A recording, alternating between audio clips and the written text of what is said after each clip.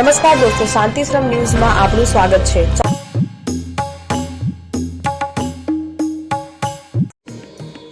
ઉનાળાની આ ગરમીમાં Jain Jagruti centre, central board charitable trust મુંબઈના 3 પ્રોજેક્ટ અંતર્ગત સર્વે જીવોને શાંતિ, તૃપ્તિ અને ઠંડક આપવાનો પ્રયાસ એટલે વિવિધ સેન્ટરોમાં છાસ વિતરણ કાર્યક્રમ યોજાઈ રહ્યો છે।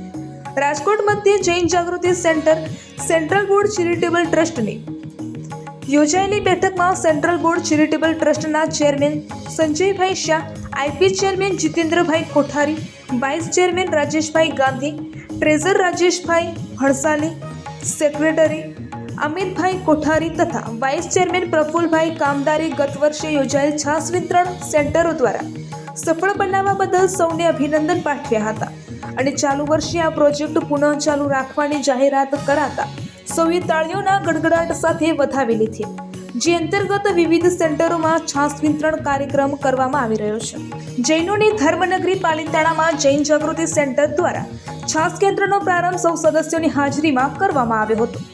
તેમજ જૈન જાગૃતિ સેન્ટર કાદીવલી, જેજીસી મલાડ સેન્ટર, જેજીસી રજવાડી દ્વારા શ્રી વર્ધમાન સ્થાનકવાસી જૈન શ્રાવક સંઘ ખાતે તેમજ જેજીસી જુહુબીજ centre, જેજીસી નિંબાહેડા centre, Jain Jagruti centre Upleta centre સહિતના સેન્ટરોમાં છાસ કેન્દ્રનો પ્રારંભ થયેલ છે, જ્યાં વિશાળ સંખ્યામાં લોકો છાસનો લાભ લઈ રહ્યા છે। જૈન જાગૃતિ સેન્ટર ઉપલેટા દ્વારા વાલ્મીકી સમાજના રહેણાંક વિસ્તારોમાં નિઃશુલ્ક છાસ કેન્દ્ર ખોલવામાં આવેલ છે, જેમાં 150 પરિવાર લાભ લેશે।